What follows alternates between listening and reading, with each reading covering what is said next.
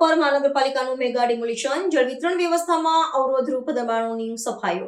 ગાંધીધામ મહાનગરપાલિકા દ્વારા શહેરના માર્ગોને અતિક્રમણ મુક્ત કરવાના અભિયાન અંતર્ગત રાજવી ફાટકથી ભારતનગર તરફ જવાના મુખ્ય માર્ગ પર સઘન દબાણો હટાવવા ઝુંબેશ હાથ ધરવામાં આવી હતી. પાલિકાના તંત્રએ ભારે સુરક્ષા બંદોબસ્ત સાથે બુલડોઝર જેવા ભારે યંત્રો દ્વારા માર્ગની બંને તરફ આવેલા કાચા પાકા બાંધકામો દૂર કરવાની કામગીરી શરૂ કરી છે. આ કાર્યવાહી દરમિયાન વર્ષોથી ખડકાયેલા દબાણોને જમીનદોસ્ત કરવામાં આવ્યા હતા, જેના કારણે રસ્તો મોકળો બન્યો છે. આ અભિયાનમાં ખાસ કરીને પાણીની મુખ્ય વિતરણ નળિકા પાર કરવામાં આવેલા ગેરકાયદેસર બાંધકામોને પ્રાથમિકતાના ધોરણે દૂર કરવામાં આવ્યા હતા. તંત્રના જણાવ્યા મુજબ જળવાહિની પરના દબાણોને કારણે પાઇપલાઇનના સમારકામમાં અવરોધ ઊભો થયો હતો અને પાણીના પુરવઠા પર માઠી અસર પડતી હતી.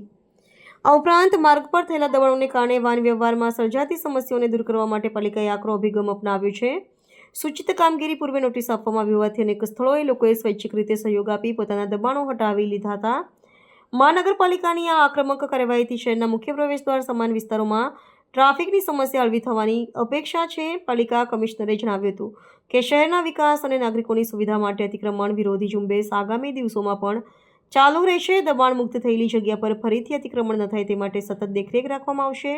આ કામગીરીને પગલે સ્થાનિક રહીશોમાં મિશ્ર પ્રતિસાદ જોવા મળ્યો છે, પરંતુ મોટાભાગના નાગરિકોએ શહેરના નવનિર્માણ માટે આ પગલાંને આવકાર્યું છે. હું રામાનુજ સંજય કુમાર તુલસીદાસ, નાયબ મ્યુનિસિપલ કમિશનર ગાંધીધામ કોર્પોરેશન. આજે આપણે રાજવી ફાટકથી લઈ ભવાનીનગર ફાટક તરફના જે અનધિકૃત બાંધકામો હતા તે દૂર કરવાની કાર્યવાહી હાથ ધરી છે.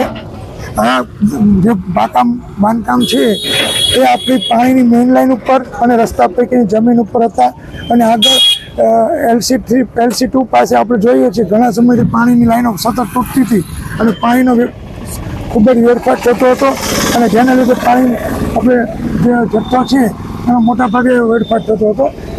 તે કારણોસર આજે આપણે આ લોકોને અગાઉ જાણ કરી હતી તમામ રહેવાસીઓને, અને તમામ રહેવાસીઓએ દુકાનદારોએ પોતાની રીતે સ્વૈચ્છિક રીતે પોતાનો માલ સામાન ખસેડી અને જે એના સ્ટ્રક્ચરથી ખાલી કરી આપ્યા છે. એટલે આપણે આજે સ્ટ્રક્ચર દૂર કરવાની કાર્યવાહી ચાલુ કરી છે.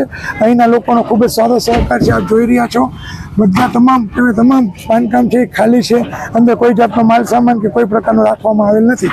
જે કાર્યવાહી સાદી પૂર્ણ થયા બાદ તાત્કાલિક જ્યાં પાણીનું રિપેરિંગ છે લાઇનનું એ હાથ ધરવામાં આવશે, જેથી કરીને પાણીનો જે બગાડ છે અને જે મુશ્કેલી છે એ પણ હલ થશે. ટૂંક સમય પછી આ રોડ પર પણ આગળ કાર્યવાહી હાથ ધરવામાં આવશે.